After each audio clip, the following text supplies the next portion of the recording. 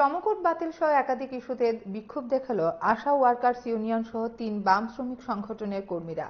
আগরতলা শ্রম ভবনের সামনে বিক্ষোভ প্রদর্শন করে ডেপুটেশনে মিলিত হন নেতৃত্ব। সেখানে উপস্থিত ছিলেন নেত্রী পাঞ্চালী ভট্টাচার্য সহ আরো অনেকে। তারা দাবি জানান 2026-27 বাজেটে স্কিম ওয়ার্কারদের জন্য বাজেট বরাদ্দ বৃদ্ধি, নির্দিষ্ট কাজের বাইরে আশা ও অঙ্গনওয়াড়ি কর্মীদের উপরে বাড়তি কাজের বোঝা চাপানো বন্ধ করা, মিড ডে মিল কর্মীদের 12 মাসের বেতন প্রদান করা প্রভৃতি। সামনেই তো সেন্ট্রাল গভর্নমেন্টের বাজেট সেশন আসছে না। বাজেট সেশনে তো সবাই তাকিয়ে থাকে যে যে পেশায় থাকুক না কেন, সবাই আশা করে তাদের প্রকল্পে, তাদের কর্মসূচিতে কিছু নাও হলো আর্থিক বরাদ্দ বাড়বে। কিন্তু আমরা দেখছি যে 14 সালের পর থেকে কেন্দ্রের যে সরকার বসেছে তাদের আমলে আমরা কিন্তু দেখিনি যে এই যে প্রকল্প কর্মী যারা অঙ্গনাদি কর্মী, সহায়িকা, আশা কর্মী, মিড ডে মিল কর্মী সবাই কিন্তু গরিব ঘরের মেয়েরা আসে এই পেশাতে। এমন না যে উচ্চবিত্ত মধ্যবিত্ত পরিবারের মেয়েরা আসে, নিম্নবিত্ত এবং তার চাইতে গরিব যারা তারা আসে এই পেশাতে।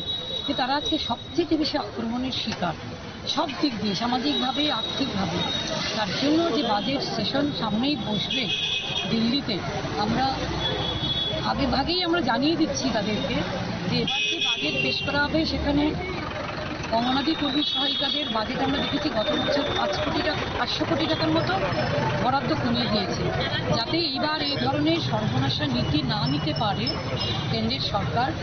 তার জন্য আমাদের CI2 নেতৃত্বে গোটা দেশে এই প্রকল্প কর্মীদের নিয়ে বিক্ষোভ জানাবে এবং আশা এবং মিড ডে মিল কর্মীদের মজুরি বৃদ্ধি করতে হবে, এই দাবিও আমাদের সাথে থাকবে।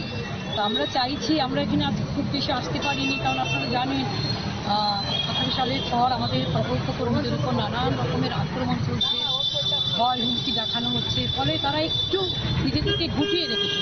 কিন্তু আমরা চাইছি আরও বৃহত্তর পরিসরে যেন আমাদের এই প্রকল্প কর্মীরা রাস্তায় বের হয়, তারা যেন তাদের দাবি নিয়ে লড়াইয়ে সামিল হয়। তার জন্য আজকে আমরা জানাবার জন্য আমরা সমাবেশ